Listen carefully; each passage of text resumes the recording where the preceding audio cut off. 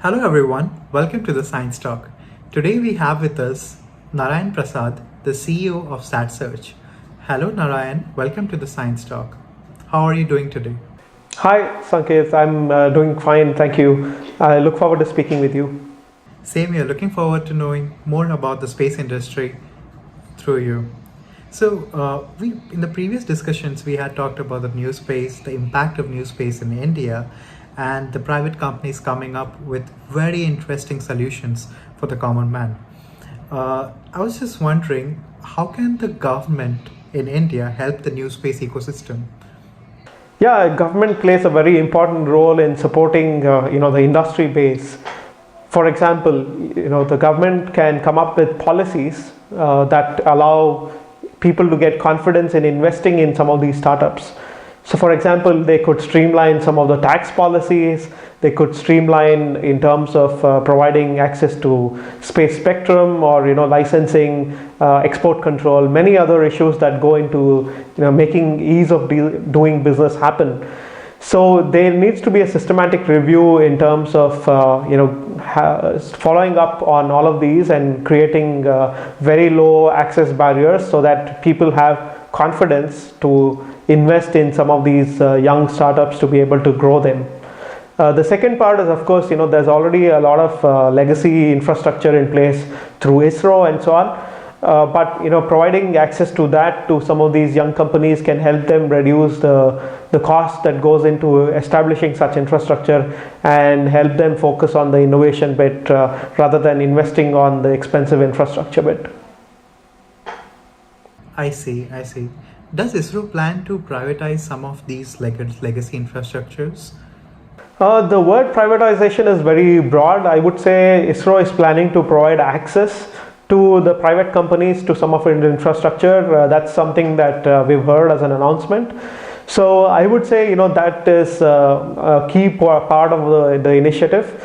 But otherwise, I think the goal of any company should be to look at a space agency for its for its legacy in terms of experience of its scientists, the infrastructure that they have that they can access.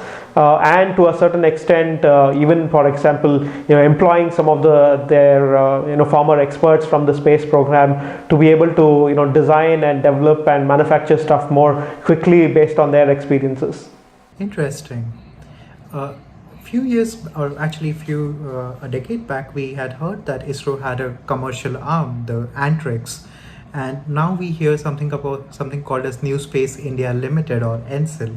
So, what are the role of these entities, and how does ISRO actually help the private companies through these two entities? Yeah, actually, in the beginning of 90s, ISRO guys noticed that their systems and their rockets and satellites were pretty state of the art for the world, and there was actually a demand for flying on Indian rockets from countries that had satellites, and only about 7 or 8 countries at that point of time had the capabilities to launch. And so India became a choice as also a low cost destination to launch. So which meant that there was a commercial demand internationally for what ISRO is doing, and that led to the creation of Antrix Corporation as a state-owned enterprise that can market the extra capacity that ISRO has, either as satellite manufacturing, launch vehicles, or other services that go along with it. But today, the whole new Space India initiative is centered around again looking at being able to use the extended supply chain that ISRO has created through its vendor ecosystem to be able to then meet the international demand for mass producing satellites or rockets and so on. So that's a new initiative that's going alongside the older Antrix. What's the role of NSIL or New Space India Limited?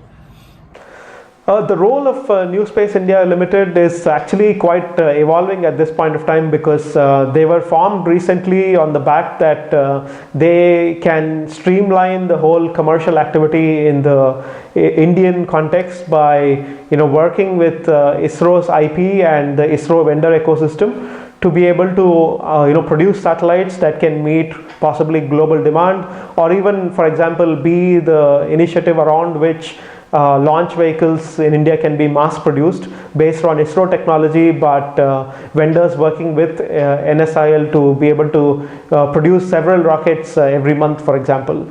So, but with the new announcements that the government has made, their own mandate and their own initiative seems to be evolving, and that's something that we'll have to wait and watch and see in the next few months to see how things might come out.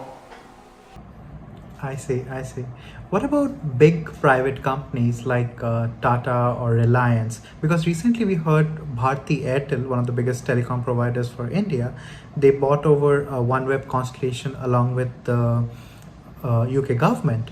So do you foresee that big private players in other domains might enter the space industry as well? Yeah, definitely there is an opportunity, especially as I said, previously there's about 400 million people in India that still need, for example, internet connectivity.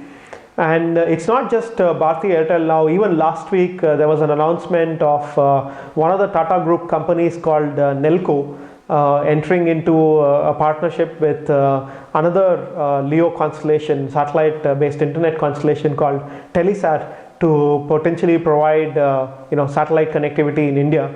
So Airtel has now OneWeb, and Tata now is partnered with Telesat. So maybe Jio will partner with somebody else, who knows. But there seems to be a large interest in telecom operators to now look at satellite internet as a real service in India. Okay, that's really interesting. Thank you so much, Narayan, for helping us understand the new space industry in India and looking at it from so many different aspects. Thank you so much for your time. Thank you.